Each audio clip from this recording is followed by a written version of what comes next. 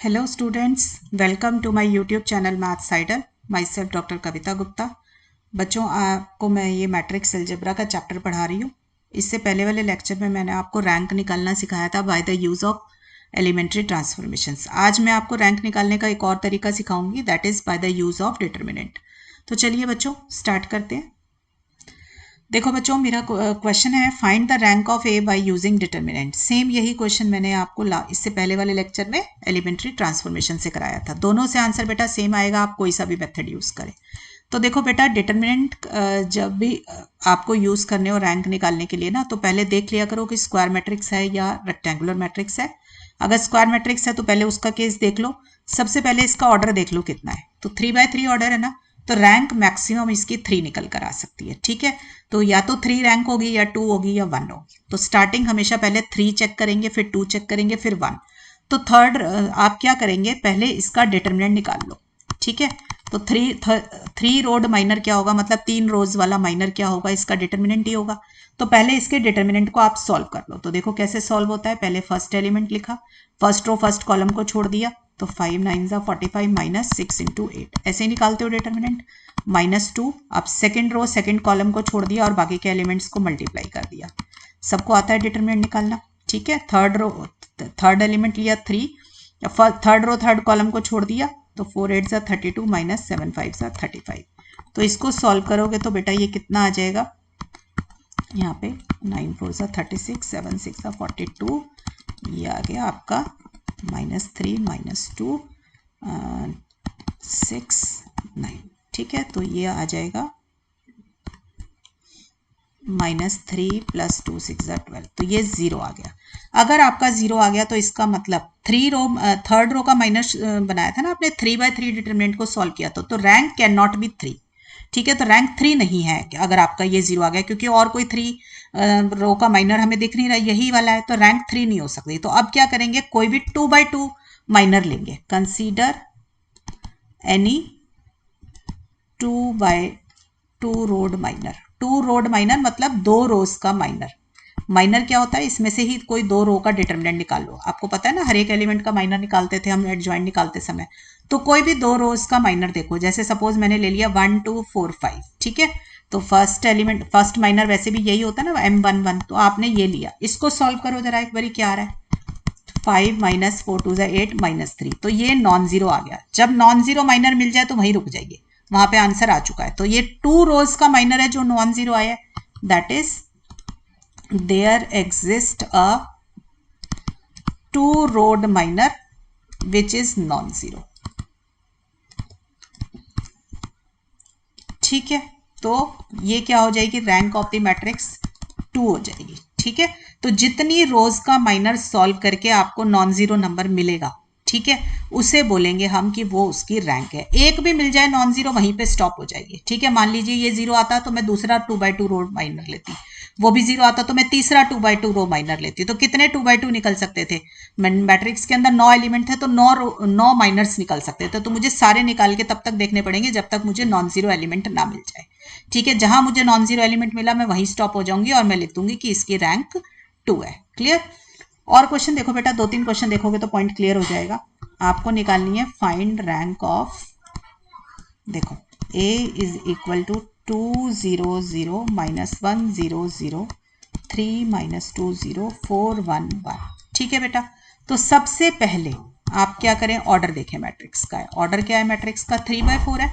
Order क्या होता है, number of rose by number of columns. तो 3 रोज हैं और 4 कॉलम है, तो 3/4 इसका ऑर्डर हो गया।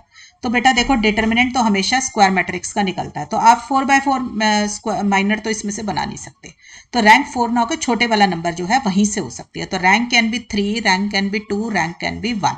तो सबसे पहले कंसीडर कर लीजिए कोई भी 3/3 डिटर्मिनेंट निकाल लीजिए। Consider any 3 rowed minor. Road मतलब होता है रोज, कितनी रोज वाला लेना है आपको। इसका मतलब आप इसको शॉर्ट में ये भी लिख सकते हैं, कंसीडर एनी 3/3 डिटर्मिनेंट। अब देखो इसमें से कितने डिटर्मिनेंट निकल सकते हैं 3/3 के।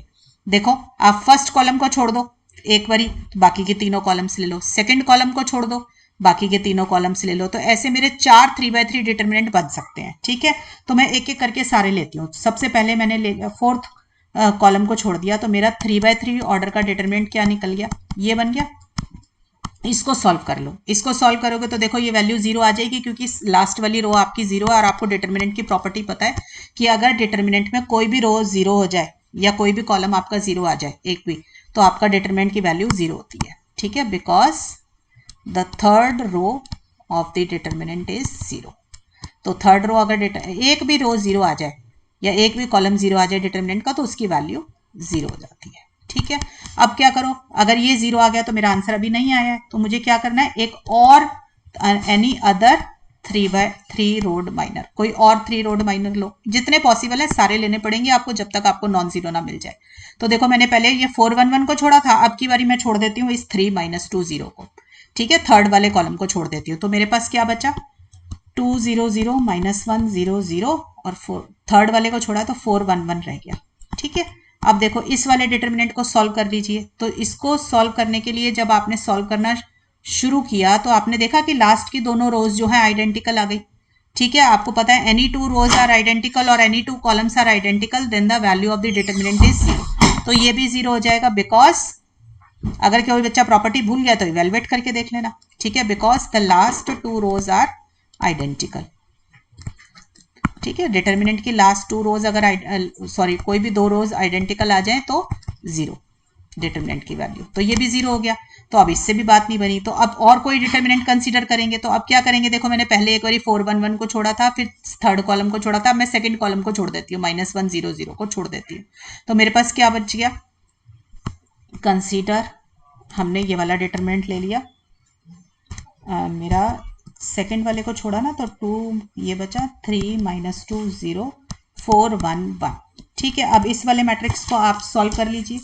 ठीक है, तो ये मैट्रिक्स सॉल्व करके मुझे क्या मिलेगा, देखो मैं फर्स्ट कॉलम के अलोंग एक्सपैंड कर लेती हूँ, 2 - 2, बस इतना ही आ जाएगा। फर्स्ट एक्सपेंडिंग अलोंग C1 है, क्योंकि C1 में ज़्यादा जीरोस दिखाई दे रहे हैं ना, तो मैंने एक्सपेंडिंग अलोंग C1 कर लिया।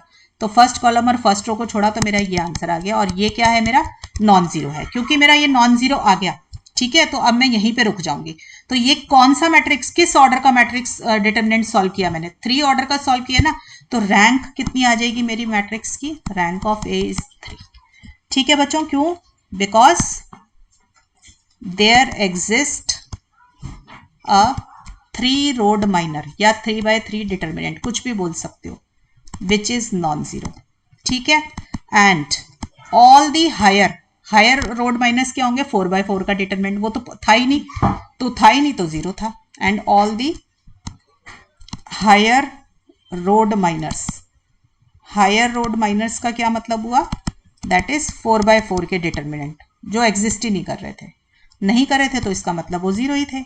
Are all the higher rowed minors are 0, this implies rank जो है आपकी 3 आ गई। अब जैसे ही नॉन जीरो आ गया तो ठीक है, अब जरूरत नहीं है कि आप जो एक और बचा हुआ डिटरमिनेंट है 3/3 का, उसको भी सॉल्व करें, कोई बात नहीं। कोई बच्चा सबसे पहले ही इसको निकाल के सॉल्व कर देता और उसका आंसर शुरू में ही आ जाता, वो वहां पे भी रोक सकता था। ठीक है, और देखो बेटा क्वेश्चन ये है आपके पास 0 8 - 2 6 - 7 3 6 1 1 6 0 2। ठीक है, अब इसका ऑर्डर कितना है बेटा मैट्रिक्स का, 3/4, तो इसमें भी बेटा 4/4 का तो कोई डिटरमिनेंट नहीं मिलेगा, तो 3/3 के डिटरमिनेंट से शुरू होंगे। ठीक है, कंसीडर एनी 3/3 डिटरमिनेंट। ठीक है, कोई भी 3/3 का डिटरमिनेंट ले लो। तो मेरा सबसे पहले मैंने वही किया, पीछे वाला छोड़ दिया। ठीक है, तो मेरे पास क्या आ जाएगा, 0 8 - 2 6 - 7 3 6 1 1, मैंने ये वाला ले लिया सबसे पहले। ठीक है, 6 0 2 लास्ट वाले कॉलम को छोड़ दिया। इसको सॉल्व करो बेटा, मेरा क्या आएगा, देखो पहले वाले एलिमेंट से 0 ही आ रहा है, सेकंड है -6, तो ये सेकंड रो सेकंड कॉलम को छोड़ा, 8 - +2 हो जाएगा। सबको डिटरमिनेंट बच्चों सॉल्व करना आता है। ठीक है, चलो 8, ठीक है, तो ये कितना आ जाएगा, 6 8 = 48, 6 3 = 18 19 20 20। ठीक है, तो ये आपको दिख रहा है कि नॉन जीरो नंबर आ रहा है। ठीक है, अगर ये यहीं पे नॉन जीरो पहले ही स्टेप पे आ गया तो मैं लिख दूंगी रैंक कितनी आ गई मैट्रिक्स की, 3, क्योंकि 3/3 का सॉल्व करके आपने निकाला है, तो रैंक आ गई हमारी 3। ठीक है, किसी और ने कोई और मैट डिटरमिनेंट निकाल दिया तो वो भी करेक्ट है, राइट। और देखो बेटा 1 3 1 3 9 3 4 12 4 3 3 1।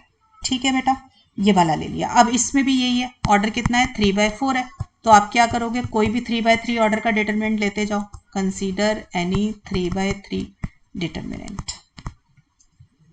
ठीक है, तो देखो मैंने सबसे पहले लास्ट वाले कॉलम को छोड़ा और ये रखा अपने पास, राइट। आप इसको सॉल्व कीजिए बेटा।